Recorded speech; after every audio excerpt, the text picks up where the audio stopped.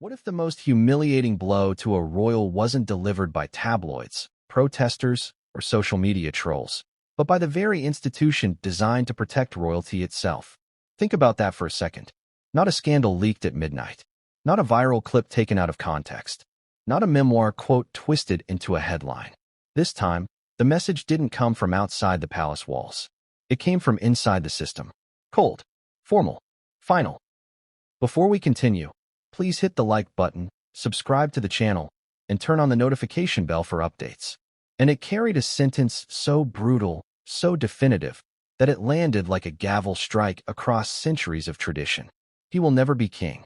No yelling, no emotion, just power, exercised quietly. And at the center of it all stood Prince Harry, a man born into history, now watching that history close its doors behind him. Let me ask you something. What happens when the institution that created your identity decides you no longer deserve it? Because this story isn't just about a title. It's not even just about humiliation. It's about what happens when a system stops negotiating and starts concluding. For years, the narrative around Harry has been loud, chaotic, emotional. Interviews, documentaries, books, confessions wrapped in contradictions. But this moment is silent.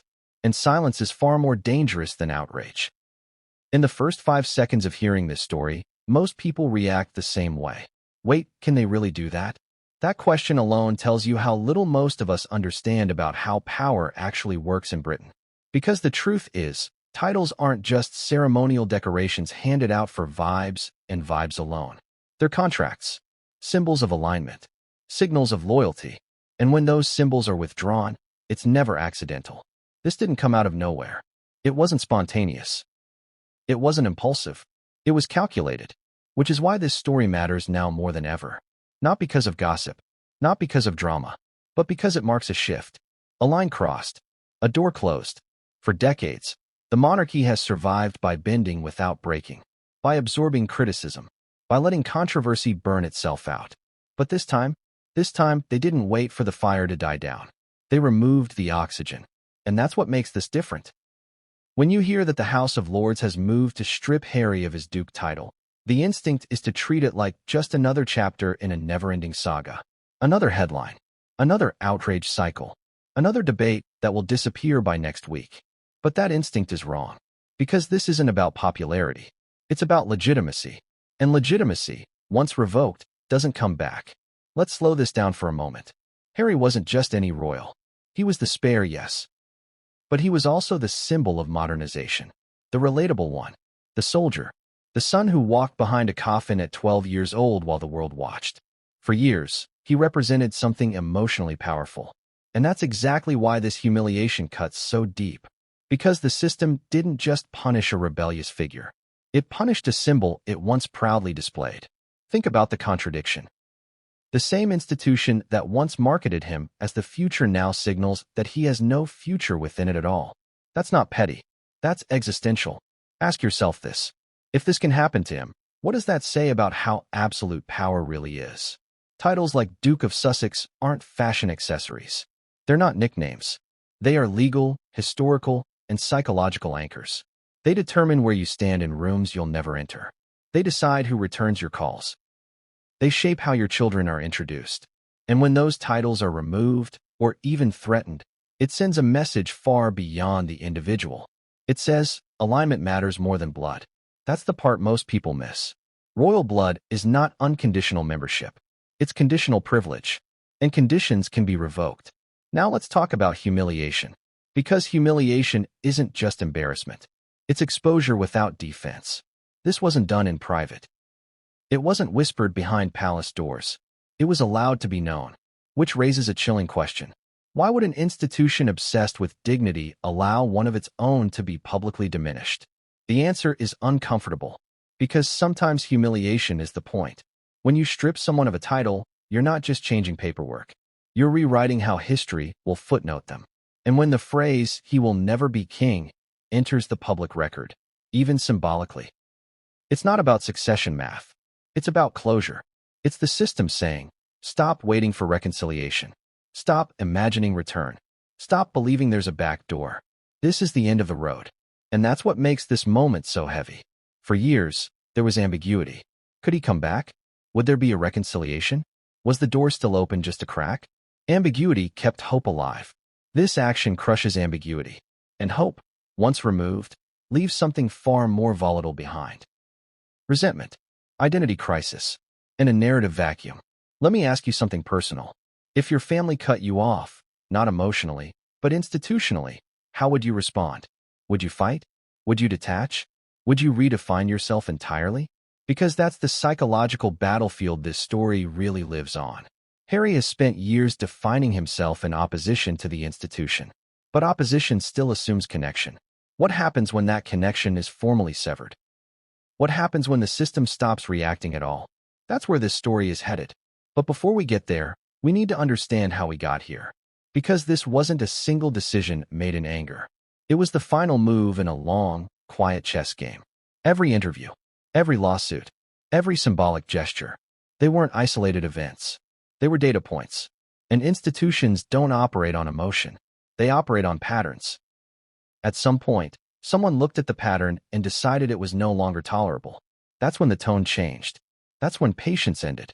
And that's when the conversation shifted from containment to conclusion. Most people assume the monarchy is slow, outdated, reactive. In reality, it's deliberate, painfully so. And when it moves decisively, it's because every other option has already been exhausted. That's what should make you pause. Because if this were just about revenge or anger, it would have happened years ago. It didn't. It happened now, which means timing matters. And timing always reveals motive. So here's the real question we need to sit with. Was this punishment? Or was it a warning to others watching closely? Because make no mistake, this wasn't just for Harry. It was a signal, a demonstration, a reminder of where ultimate authority still lives. And if that's true, then this story isn't about one man losing a title. It's about the monarchy reminding the world that it still decides who belongs and who doesn't. But here's where things get even more unsettling. Because when institutions stop negotiating and start signaling, they're not looking backward. They're preparing for something ahead. And that brings us to the part of this story most people aren't ready to confront. This wasn't the first warning Harry received. It was the last. And what came before it tells us exactly why this moment unfolded the way it did. Was this really about a title, or was the title just the weapon? Because when people hear Duke of Sussex, most think of ceremony, fancy lettering, ancient pageantry, something ornamental. But that misunderstanding is exactly why this moment hits so hard. This wasn't about removing a label. It was about removing legitimacy.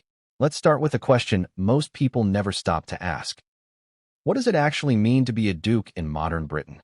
Not in fairy tales, not in Netflix dramas, in real power terms. Because here's the uncomfortable truth. A dukedom is not a souvenir. It's a position in a hierarchy that predates modern democracy. And when you hold one, you're not just famous. You're embedded. Embedded in systems of influence most people will never see. The title Duke of Sussex placed Harry in a very specific lane. It wasn't random. It wasn't sentimental. It was strategic. The Sussex title was created for him at marriage. Yes, but it was also a branding decision by the monarchy itself. Think about that. They didn't just give him a title. They gave him an identity that was supposed to do work for the institution. Modern, approachable, still royal. The Duke who could shake hands without gloves. The Duke who could speak about mental health. The Duke who felt human. That wasn't accidental. That was design. And here's where the irony cuts deepest. The very qualities that made Harry useful to the monarchy later made him dangerous to it. Let me explain. Dukedoms are anchors. They tie individuals to land, legacy, and loyalty. When someone is called Duke of Sussex, they aren't just being honored. They're being placed. Placed within a narrative of continuity. Placed within a structure that says, you represent us, and we represent you. That's the contract. Unspoken, but binding. And here's the part no one likes to admit. Once that contract breaks, blood doesn't protect you. The monarchy has survived precisely because it understands something brutal about power. Symbolism outranks sentiment. Every single time. Now let's zoom out for a moment. For centuries, dukes were not side characters. They were power brokers. They commanded armies, controlled wealth, shaped succession outcomes. Even today, while much of that authority is symbolic, the residue remains. Titles open doors quietly. They change how institutions respond to you. They determine whether you're consulted or merely commented on. So when people say, it's just a title, they're missing the point entirely. Because in royal systems, symbols are the system. Strip the symbol, and the power collapses with it. This is why the threat, or execution, of removing Harry's dukedom lands like a verdict, not a headline. It reframes him. From insider to outsider. From representative to liability. From royal problem to private citizen. And if that sounds subtle, it's not. It's devastating. Ask yourself something. Why didn't the monarchy remove the title immediately after Harry stepped back from royal duties? Why wait? Why allow years of interviews, books, lawsuits, and public disputes, and then act? Because timing is everything. And dukedoms aren't revoked impulsively. They're held in reserve. Like leverage. The Duke of Sussex title served a purpose for as long as there was hope of containment. As long as Harry could still be framed as complicated but connected. As long as reconciliation remained theoretically possible. But once that hope collapsed, the title became a risk. Because every time Harry spoke, every time he criticized the institution, he did so with royal authority still attached to his name. Duke of Sussex says more than Harry Windsor ever could. It implies endorsement. And institutions do not tolerate their own symbols being used against them indefinitely. That's where things turned. Slowly at first. Quietly. Then decisively. And here's something most people don't realize. The monarchy doesn't punish disloyalty. It punishes uncontrollable narratives. You can be difficult and forgiven. You can be rebellious and managed. But when you become unpredictable, when your story escapes the institution's ability to frame it, that's when the response hardens. Harry didn't just speak. He kept speaking. He didn't just leave. He kept defining the story of leaving. And every time he did, the title amplified his voice. Duke of Sussex criticizing the monarchy carries weight. Former Duke complaining does not. That distinction is everything. Now let's talk humiliation. Because humiliation is not accidental in royal contexts. It's surgical, public enough to be understood, controlled enough to be dignified. When whispers about stripping the title surface through the House of Lords, it sends a signal without spectacle. No press conference. No shouting. Just process. And process is power. It says, this isn't personal. This is procedural, which is infinitely colder. Think about the psychology of that. If someone yells at you, you can yell back. If someone ignores you, you can protest. But if someone quietly removes you from the structure, there's nothing to fight. Only absence. And absence is terrifying. This is why the words, "he will never be king," resonate so deeply. Even though, practically, Harry was never expected to be. Because those words aren't about probability. They're about permission. They say, even hypothetically, you're done. No scenario. No contingency. No return. It's not a judgment of behavior. It's a declaration of status. And status is everything in this world. Now consider this contradiction. The monarchy claims to be modernizing, transparent, emotionally intelligent. Yet when push came to shove, it reverted to the oldest tactic in its playbook. Removal. Not confrontation. Not negotiation. Erasure. That contradiction tells you more than any press statement ever could. Because modernization has limits. And Harry found them. Let me ask you something uncomfortable. If this were just about Harry being difficult, why not let him fade into irrelevance naturally? Why not let public interest die? Why intervene at all? Because the institution doesn't just react to public opinion. It shapes future behavior. This move wasn't only about Harry. It was about precedent. A message sent upward and downward simultaneously. To younger royals watching closely. To staff. To insiders. To anyone who believes proximity equals immunity. It says, no one is bigger than the system. Not even blood. Especially not blood that speaks out of turn. And here's where the story gets even more layered. Because dukedoms don't just affect the holder. They affect lineage. They echo forward. When a title is removed, it doesn't just humiliate the present. It complicates the future. Children grow up without the invisible scaffolding that once surrounded their name. Doors don't open the same way. Introductions sound different. Legacy narratives shift. This isn't about punishing a man. It's about recalibrating a bloodline's position in history. And that's heavy. Now imagine being Harry in that moment. Not hearing it from a family member. Not reading it in a private letter. but knowing the system itself is moving to redefine you. How do you process that? Do you feel anger, relief, vindication, or something far worse? Emptiness. Because once the title is gone or publicly threatened, so is the illusion of leverage. There's no more negotiation, no more symbolic bargaining chip, just a man and his voice. And voices without institutional backing eventually tire. This is why this chapter matters. Because the Duke of Sussex title wasn't just a name. It was the last thread tying Harry to a structure that once defined him. And once that thread snaps, the fall isn't loud. It's quiet and irreversible. But here's the part that changes everything. Because removing a title doesn't just say you're out. It says something else entirely. It says, we're done managing this internally. We're ready to let the world see it. And when institutions cross that line, it's never the first move. It's the final one, which raises the question we have to confront next. Who, exactly, made this decision, and why did it come from the House of Lords instead of the palace itself? Because that detail changes the entire story. Why did that one sentence feel heavier than the loss of a title? Think about it. He will never be king. On paper, it sounds obvious, almost pointless. Harry was never realistically going to ascend the throne. So why did those words land like a public execution? Because they weren't about probability. They were about permission. That sentence didn't describe reality. It defined it. And once something is defined by an institution, it stops being debated and starts being enforced, socially, psychologically, historically. Let me ask you something.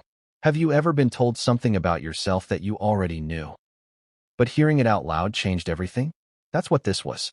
Harry knew he wouldn't be king.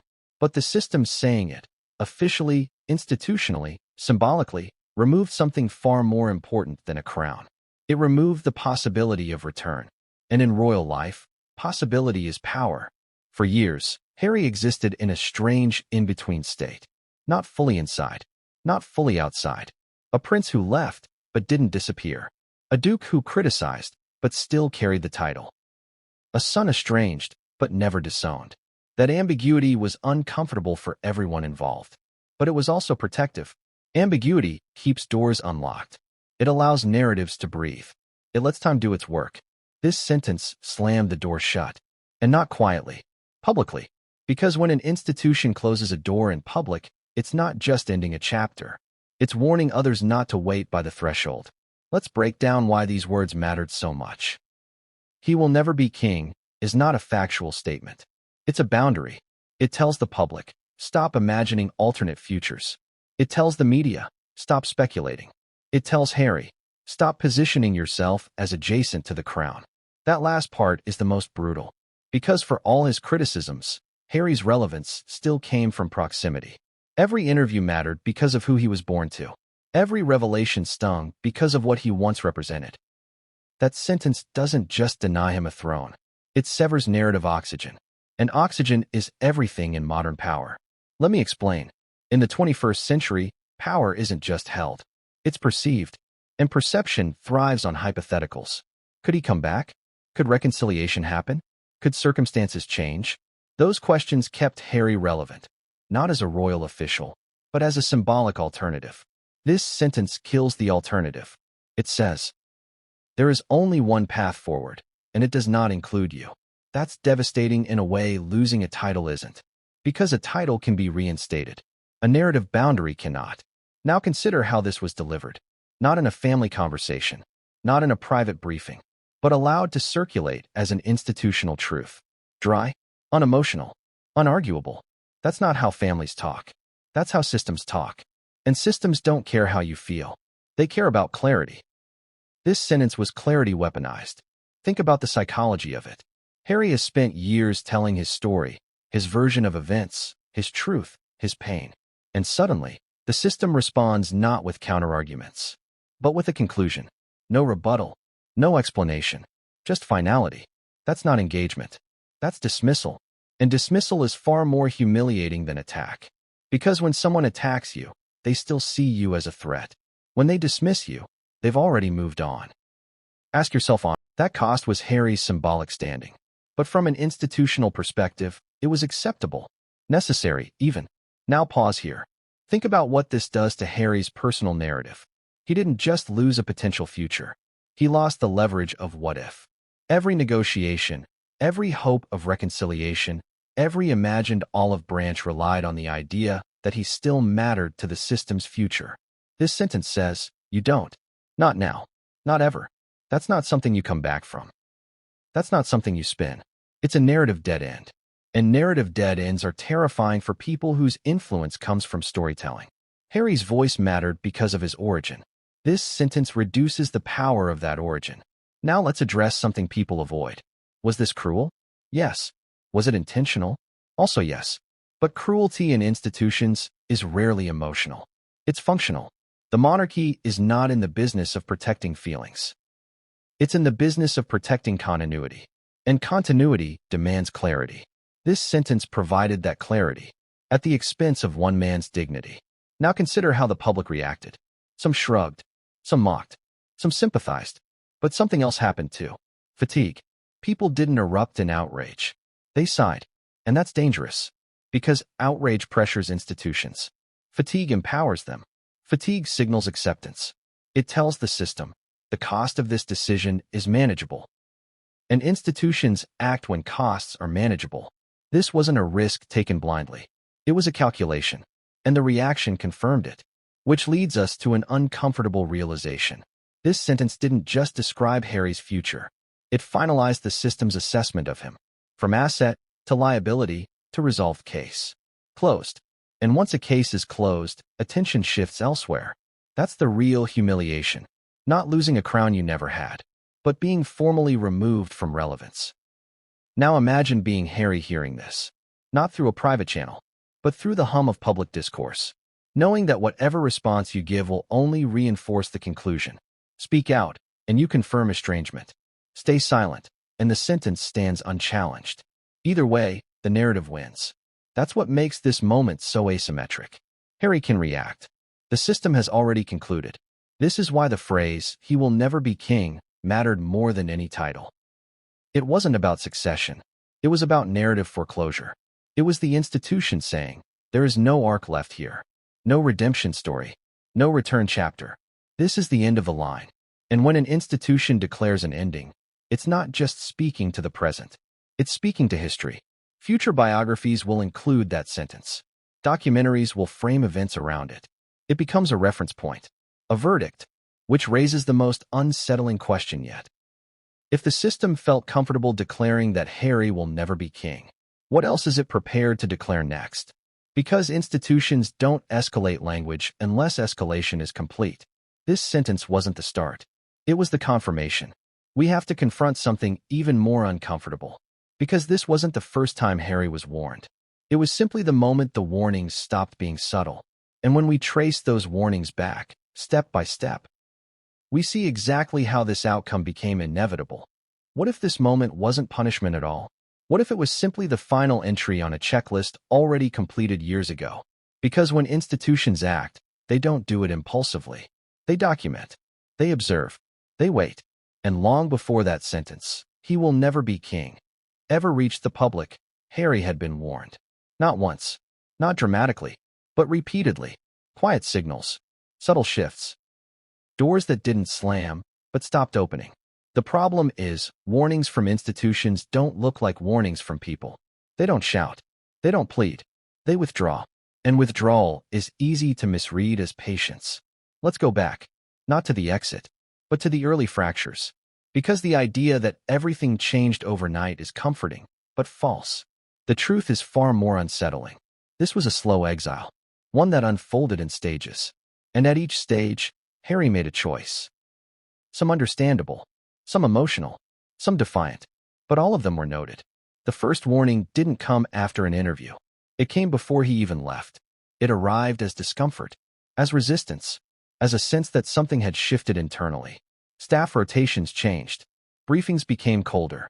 The tone hardened. At the time, it was easy to dismiss.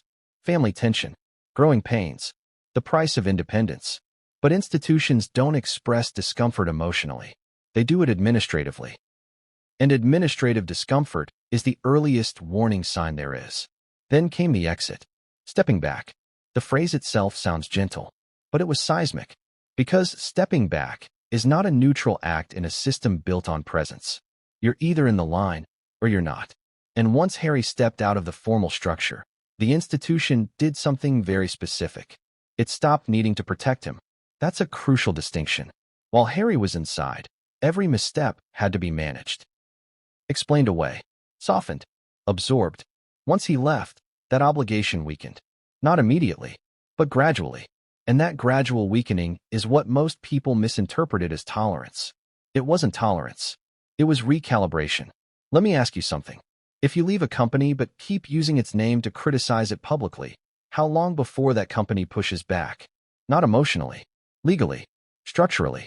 That's what started happening here. Each public appearance became a data point. Each interview became a variable, not because of what was said, but because of how consistently it was said. Consistency is the enemy of containment. One outburst can be explained. A pattern cannot. At first, the system responded with restraint. Silence. No comment. The classic royal approach. But silence only works when the other side eventually quiets down. Harry didn't. And that's where the second warning emerged. The tone of silence changed. It went from dignified to disengaged. That's subtle but deadly, because dignified silence still acknowledges relevance. Disengaged silence does not. And once an institution disengages, it stops reacting. It starts recording.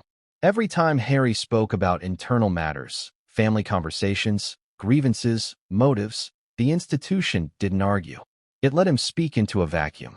That vacuum was intentional, because arguing would legitimize the exchange. Not arguing reframed him as external commentary. And that's the second warning. When an institution stops correcting you, it's not because you're right. It's because you're no longer worth correcting. Now think about the escalation. Documentaries, books, legal challenges. Each one pushed the boundary further. Not because of their content alone, but because of their cumulative effect. Harry wasn't just telling his story. He was establishing himself as an alternative authority on the monarchy. And that is the one thing institutions cannot allow to persist indefinitely. Because authority, once split, destabilizes everything. Let's talk about the contradiction here. Harry believed honesty would force accountability. The institution believed repetition would force response. Both were wrong. Honesty doesn't move institutions. Patterns do. And patterns trigger correction, not conversation. The third warning came when access changed. Subtle changes. Invitations narrowed. Roles were undefined. Symbolic appearances disappeared. These weren't punishments. They were adjustments. And adjustments are the language of systems saying, you're drifting out of alignment. At this point, reconciliation was still possible. Not guaranteed, but possible. Because alignment can be restored. But that requires one thing. Restraint. And restraint never came. Instead, the narrative expanded. More details. More framing. More interpretation. Each time, Harry crossed a line that mattered deeply to institutions. He spoke about internal process. Not just feelings. Process. Who decided what? How decisions were made. Why certain actions happened. That's not just personal testimony. That's institutional exposure. And institutions react strongly to exposure. Not publicly. Internally. That's when the tone truly shifted. Not outside, but inside. Because at that point, the issue was no longer family tension. It was risk. Legal risk. Reputational risk. Governance risk.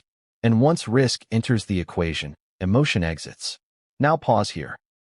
Think about how this looks from the institution's perspective. A former insider is repeatedly narrating internal dynamics to a global audience. Not occasionally, consistently. And he still holds a title that implies representation. That combination is unsustainable. The warning signs were clear. Reduce exposure. Change tone. Limit narrative expansion. None of that happened. Instead, the story hardened. It became fixed. And fixed narratives are dangerous because they leave no room for evolution. The fourth warning came when sympathy began to plateau. This is the part most people miss. Institutions watch public sentiment obsessively. Not emotionally, but strategically. At first, Harry benefited from sympathy. But over time, that sympathy fragmented.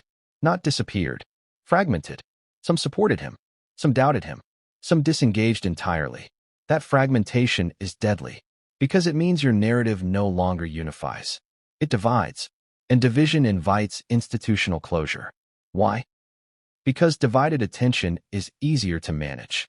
Once outrage fades into fatigue, institutions gain room to maneuver. And fatigue had arrived. Not with a bang, with a sigh. That sigh was heard and logged.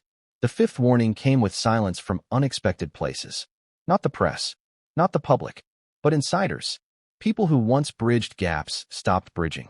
People who once softened edges stopped calling. Those silences weren't accidental. They were protective of the system. At that point, Harry was no longer being handled as a returning figure. He was being handled as a permanent external. And permanent externals don't get the benefit of ambiguity. They get boundaries. That's when the groundwork for institutional action was laid. Not publicly, procedurally. Now let's talk about the most misunderstood part of this road. Harry likely believed that speaking more would force engagement.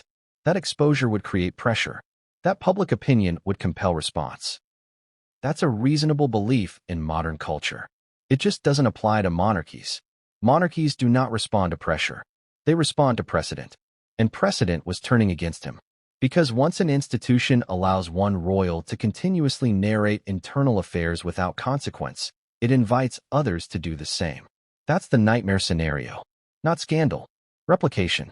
And replication is how systems collapse. So the warnings became firmer. Still quiet.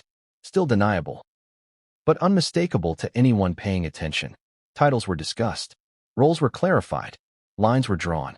At any point, the pattern could have changed. Not by apology, but by silence. Silence is the only currency institutions accept as de-escalation. That silence never came. Instead, the story evolved into something else. A mission, a cause. And causes don't negotiate. They evangelize. At that moment, the system stopped seeing Harry as a participant in family dynamics. It started seeing him as an external actor with influence. And influence without alignment is unacceptable. That's when the final warning was issued. Not publicly, internally. The kind of warning that doesn't ask. It prepares. Prepares the ground. Prepares the narrative. Prepares the exit.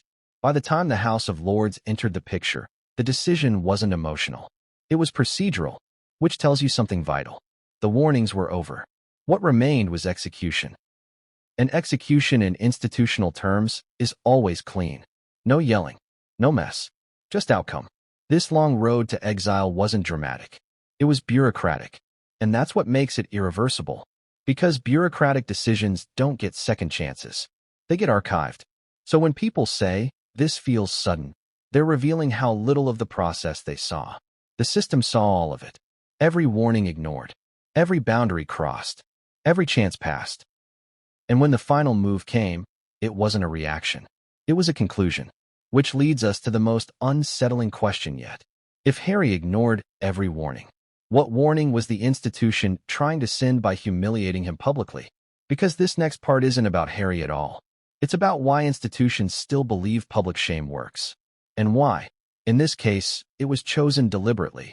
Why did this have to be public? That's the question that keeps circling back. Because if the goal was simply to end ambiguity, if the goal was to clarify boundaries, if the goal was to protect the institution, why allow humiliation at all? Why not resolve it quietly, behind closed doors, as monarchies have done for centuries? The answer is uncomfortable. Because sometimes, institutions don't just want resolution. They want deterrence. And deterrence only works when it's seen. Let's be clear about something right away. Public humiliation is not a loss of control. It is a display of it. And in systems built on hierarchy, displays matter more than intentions. Most people assume humiliation happens when emotions boil over. That's true for individuals. It's not true for institutions. Institutions humiliate when they want behavior to stop. Not just in one person, but in everyone watching. This wasn't about making Harry feel small. It was about making the rules feel large. And that distinction changes everything. Think about how power has always been enforced. Not through constant punishment, but through selective examples. You don't need to punish everyone. You punish one person clearly enough that everyone else adjusts themselves. That's what this was. A demonstration. Let me ask you something. Why do schools sometimes discipline students publicly? Why do companies announce firings? Why do governments stage trials? Because secrecy invites interpretation.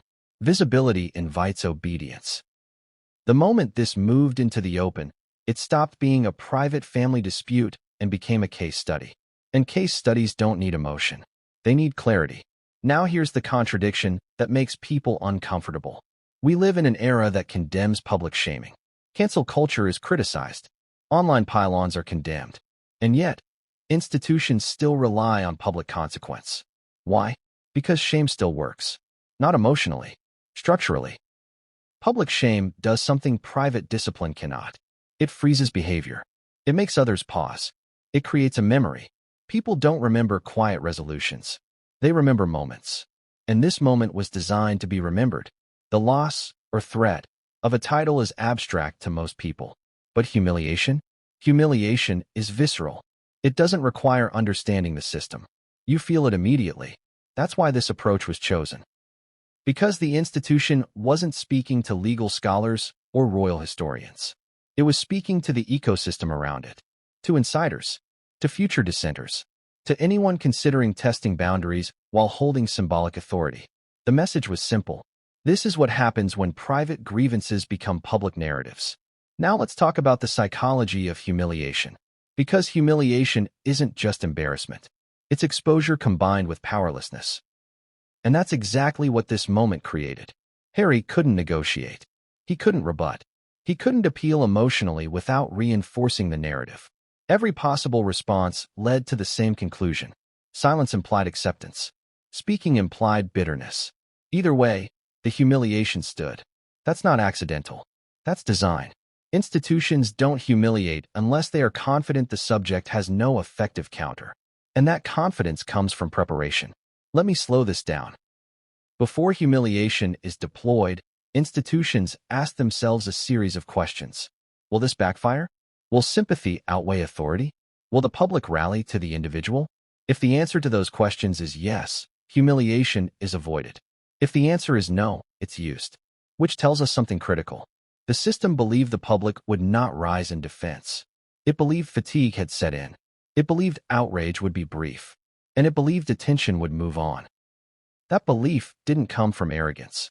It came from observation, from years of watching the cycle. Initial shock, debate, division, disengagement. Once disengagement becomes dominant, institutions gain leverage, and leverage invites action. Public humiliation in this context wasn't meant to provoke a reaction. It was meant to close a chapter. Because humiliation doesn't invite dialogue. It ends it. Think about how humiliating moments work socially. When someone is publicly embarrassed, people don't rush to debate. They avert their eyes. They move on. They avoid association. That's not cruelty. That's human behavior. And institutions understand human behavior extremely well. That's why this worked. Now let's talk about another uncomfortable truth. Public humiliation is most effective when the subject once benefited from public adoration. Because the fall feels steeper. Harry wasn't just a royal. He was a beloved figure. A symbol of vulnerability. A reminder of tragedy. A bridge between tradition and modernity. Humiliating someone like that doesn't just diminish them. It rewrites how the public remembers them. It reframes past sympathy as misplaced. And that reframing is powerful. Because once sympathy turns into awkwardness, support erodes quietly. No protests. No campaigns. Just distance. And distance is institutional gold. Now ask yourself this. If humiliation is so effective, why don't institutions use it more often? Because it's risky. Public shame can backfire spectacularly if the subject retains moral authority. That's the key. Humiliation only works when moral authority has already been weakened. Which tells us something else. By the time this moment arrived, the system believed Harry's moral authority was fractured. Not gone, but divided. And division is enough. You don't need to eliminate credibility. You just need to complicate it.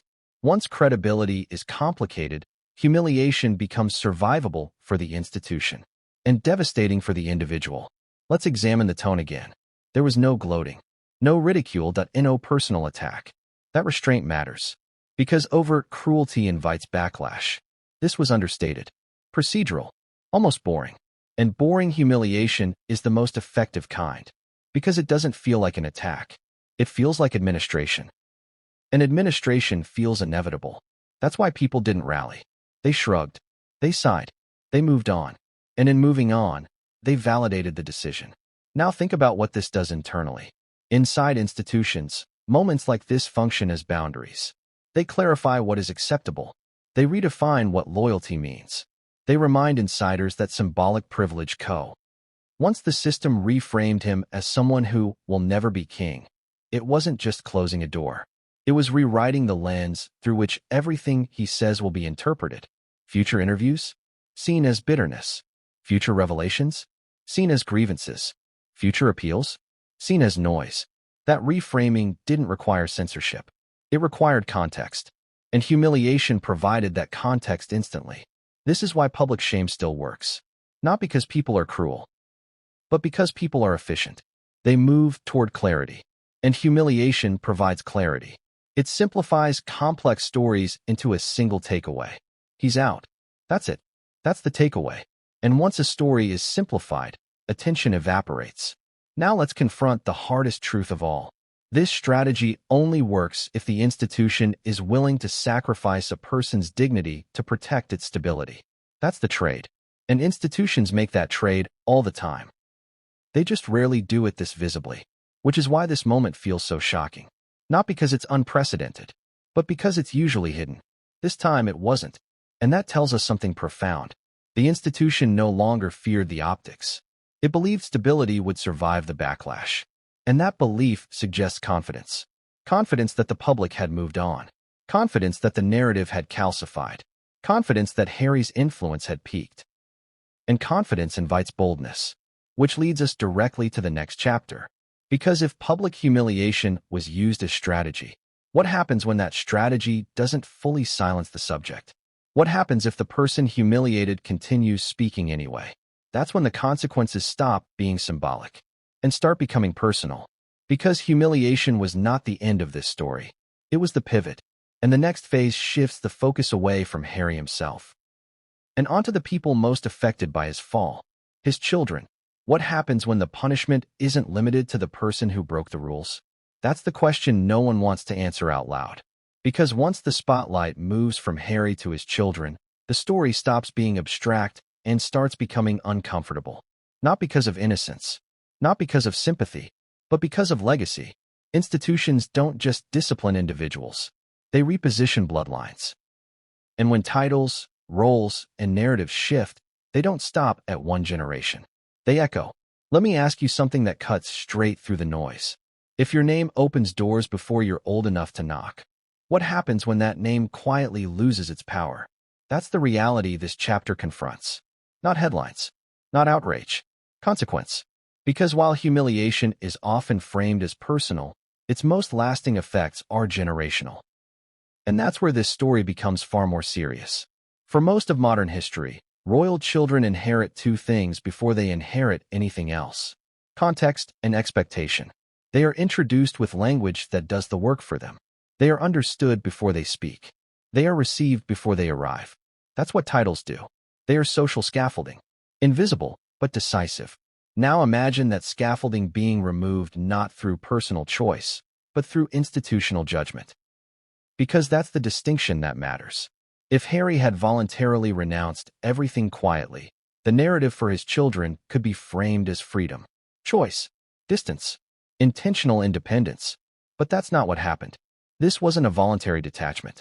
It was a repositioning imposed from above. An imposed repositioning changes how the future is interpreted, not just by the public, by institutions, by schools, by donors, by boards, by social ecosystems that never speak publicly but decide everything privately. Let's talk plainly. Royal children don't just inherit titles. They inherit presumption. Presumption of relevance. Presumption of protection. Presumption of belonging. When a parent's status becomes complicated, that presumption weakens. Not overnight, but permanently. And that's the kind of damage that never trends on social media. It just accumulates. Quietly. Now here's the contradiction people struggle to accept. Institutions don't target children, but they also don't protect them from consequence. Because institutions don't operate emotionally. They operate structurally. If a lineage is repositioned, the entire lineage shifts. That's not cruelty. That's design. And design doesn't pause for sentiment. This is where people say, But surely the children are innocent. Of course they are. That's not the point. Innocence doesn't negate structural reality. It doesn't restore symbolic capital. It doesn't reopen doors once closed. Royal systems are not built on fairness. They're built on continuity. And continuity requires clarity. Which brings us to the most uncomfortable truth in this chapter. Harry's children are now growing up without ambiguity. Without the soft cushion of maybe. Maybe they'll be closer later. Maybe roles will emerge. Maybe titles will matter again. That maybe used to exist. It doesn't anymore. Because ambiguity was crushed at the institutional level. And ambiguity is the only thing that allows future flexibility. Now think about this. When royal children are introduced to the world, their narrative is curated carefully. Language is precise. Images are symbolic. Expectations are managed. What happens when that curation is replaced by silence? Not hostility. Silence. Silence doesn't attack. It erases. An erasure is far more powerful than criticism. Because when institutions stop narrating your place in the world, others fill in the gaps. Speculation replaces structure. Curiosity replaces protocol. And that's destabilizing. For a child, especially. Now pause here and ask yourself something honestly. Do you think the monarchy is unaware of this? Of course it's aware. That's why this is so cold. What happens when a scandal stops shocking people? That's the moment institutions wait for. Because outrage is loud. Sympathy is volatile. But fatigue? Fatigue is permission. By the time this story broke into the wider public consciousness, something subtle had already shifted. The reaction wasn't explosive. It wasn't unified. It wasn't even particularly emotional. It was fragmented. And fragmentation is the most telling response of all. Let me ask you something. When you first heard about the possibility of titles being stripped, how did you feel? Anger? Vindication? Indifference? That mix, whatever combination you felt, is the story here. Because public reaction wasn't one thing. It was many things at once. And that's exactly why the system felt safe moving forward. Let's break this down carefully. In the early days, Harry commanded sympathy almost automatically. He was framed as the wounded son, the outsider who spoke uncomfortable truths, the human face against an ancient institution. That sympathy wasn't irrational. It was emotional. And emotions move people, briefly. But emotions fade when stories repeat. And repetition is what happened. Interview after interview. Revelation after revelation. Clarification after clarification. At first, each new detail felt significant. Then familiar. And familiarity dulls impact. That's when mockery enters. Not as cruelty. As coping. Late-night jokes. Memes. Eye rolls. Mockery is not hatred. It's disengagement disguised as humor. And once mockery appears, something crucial has already been lost. Urgency. Now here's the contradiction most people miss. Mockery didn't dominate the reaction. Fatigue did. Fatigue is quieter than outrage. Less visible than mockery. But far more powerful. Fatigue sounds like this. Not this again. Haven't we heard this already? Why is this still going on? Those aren't attacks. They're exits. They're people stepping out of the story. And when the audience steps out, the stage belongs to the institution. Because institutions don't need applause. They need silence. Silence creates room. Now consider how sympathy evolved. It didn't vanish. It narrowed. Some people remained firmly supportive. Others turned skeptical. Many simply stopped caring. That split matters. Because divided sympathy is weak sympathy. It can't mobilize. It can't pressure. It can't threaten. From an institutional perspective, that's ideal. Because pressure only works when it's unified. And unity had evaporated. Ask yourself this. When was the last time you saw a mass public demand for reconciliation? Not commentary. Not opinion pieces. Actual demand. It didn't happen. Because people were tired. And tired people don't demand. They disengage. Now let's talk about mockery again. Because mockery plays a specific role in public narratives. It reframes seriousness as excess. When someone is mocked, their grievances are no longer weighed. They're dismissed as repetitive. That doesn't mean the grievances are false. It means they've lost novelty. And novelty is currency. Harry's story had emotional power. But over time, repetition transformed that power into predictability. Predictability invites dismissal. And dismissal is dangerous. Because once a public figure is dismissed, institutions can act with minimal backlash. Now think about how the coverage changed. Early coverage was intense. Deep dives, long-form analysis, serious debate. Later coverage became surface level. Sound bites, snippets, reactions to reactions. That downgrade signals something important. The story had peaked, and peaked stories no longer pose risk. They pose background noise. This is where timing becomes critical. Institutions don't act at peak attention. They act at decline.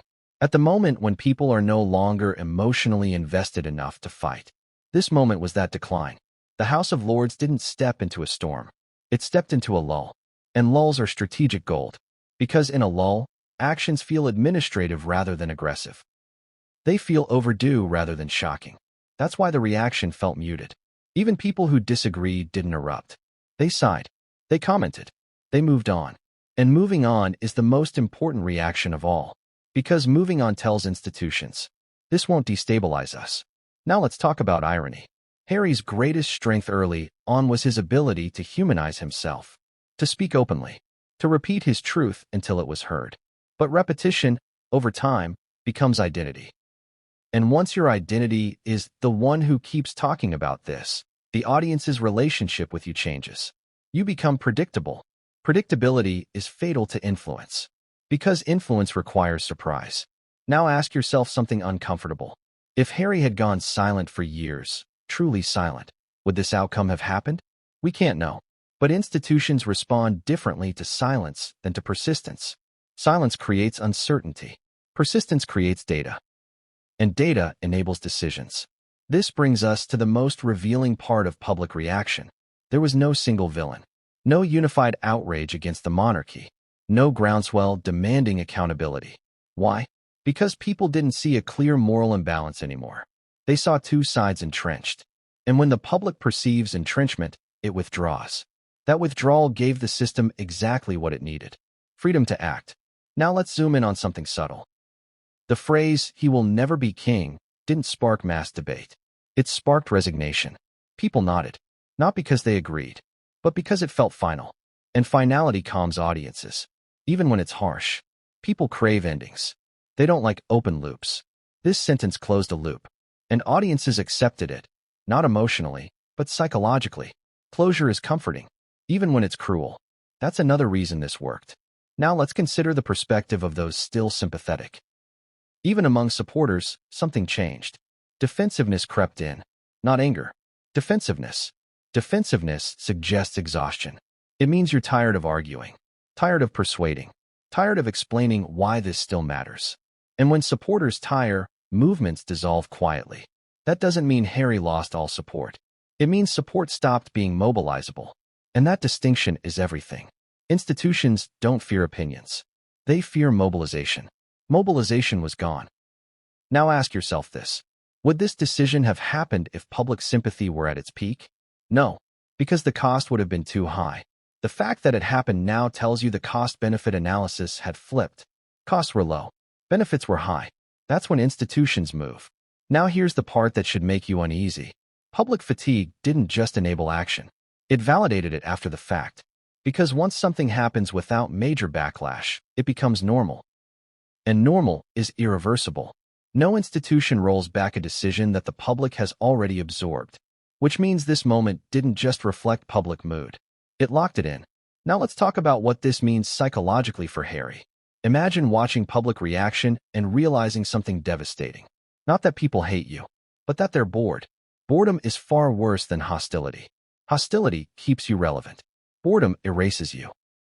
An erasure is what institutions aim for when they're done managing a problem. This is where humiliation and fatigue intersect. Humiliation gets attention. Fatigue drains it.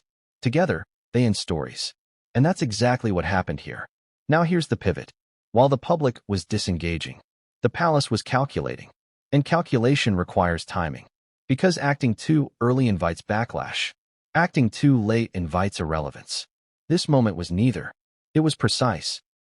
Which brings us to the next chapter. Because public reaction didn't just allow this move. It shaped when it happened. And timing, in institutional terms, is never accidental. So the next question we have to answer is this. Why now? Why this moment? Why did the palace and the system decide that this exact point in time was the safest, smartest moment to act? Because when we unpack that timing, we uncover the real strategy behind everything we've discussed so far. Because the system understands the consequences and still proceeds, which tells you everything you need to know about priorities. Stability over sentiment.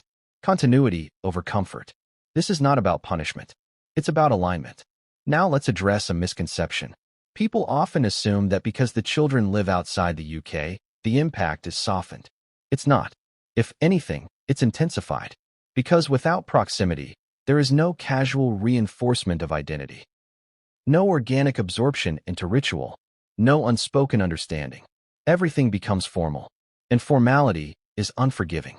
The children will grow up with questions they didn't ask. Why are we different? Why are we adjacent but not included? Why does our name carry weight but not authority? Those questions don't disappear. They mature. And how they're answered shapes identity. Here's where legacy becomes destiny. Harry's children will inherit a story before they inherit a choice. A story that says, your father challenged the system, and the system responded. Whether that story is framed as courage or consequence will depend on who's telling it. And institutions are very good at telling stories over time. Now let's talk about opportunity. Because titles aren't just ceremonial. They create access. They open rooms you didn't know existed. When those titles are removed or nullified symbolically, access narrows. Not completely, but meaningfully. Which means the children's future opportunities will be shaped less by protocol and more by negotiation. And negotiation is a very different world. Negotiation requires leverage. And leverage is exactly what was stripped away. That's not opinion. That's structure. Now consider the long-term psychological impact. Growing up adjacent to power but excluded from it creates a unique tension. You're close enough to see what you don't have, far enough to feel its absence. That's not freedom. That's liminality. And liminality is uncomfortable. It's the space between belonging and exile. The place where identity struggles to settle. Institutions don't care about liminality, but people do. Children do. Now let's confront the hardest part of this chapter. Because this isn't just about loss. It's about expectation. Harry's children will grow up knowing that there was once a different possible future. One that was closed. Not by fate, but by decision. That knowledge shapes ambition. It shapes resentment. It shapes how one relates to authority. And whether that results in detachment or defiance depends on 1,000 variables. But one thing is certain. The story will never be neutral. Now here's the irony that almost no one talks about. The monarchy's decision to publicly humiliate Harry may have been intended to deter future dissent. But it may have planted something else entirely. A narrative of exclusion that lasts longer than outrage. Because children raised with stories of institutional rejection don't forget them. They internalize them. And internalized narratives are powerful. Sometimes more powerful than titles ever were. That's the risk institutions take when they move beyond containment and into conclusion. They win the present, but they don't always control the future. Now let's be clear. This is not about predicting rebellion. It's about acknowledging consequence. When you remove symbolic belonging, you don't just silence one voice. You create a vacuum, and vacuums attract meaning. Stories get told. Interpretations harden. Identities form in opposition or absence. That's how legacies are forged. Not through what is given, but through what is denied. This is why collateral damage matters. Because the institution didn't just reposition Harry. It repositioned his lineage. And lineage is where history does its quietest, longest work. Now take a step back. Ask yourself something difficult. Was the system prepared to accept this outcome? Of course it was. Which tells us something sobering. The institution deemed the long-term cost acceptable, which means the perceived risk of doing nothing was greater. That's the calculation. And calculations like that are never made lightly. Now here's the twist that sets up the next chapter. While the institution recalculated legacy quietly, the public did something unexpected. It stopped reacting emotionally. It grew tired. And that shift, more than any decision, created the space for everything that followed. Because when the public disengages, institutions gain freedom. And freedom leads to timing. Which brings us to the next question we can't avoid. If this wasn't about anger, if it wasn't about revenge, if it wasn't about punishment, why did this happen now? Why this moment? Why this timing? Because the answer to that reveals the true strategy behind everything we've discussed so far. Why didn't this happen sooner? That's the question that lingers once the shock fades. Because if this outcome feels inevitable in hindsight, then logic demands something unsettling. The system could have acted earlier, much earlier, and yet it didn't, which tells us something crucial. This wasn't about rage. It wasn't about retaliation. It wasn't about hurt feelings finally boiling over. It was about timing. And timing, inside institutions like this,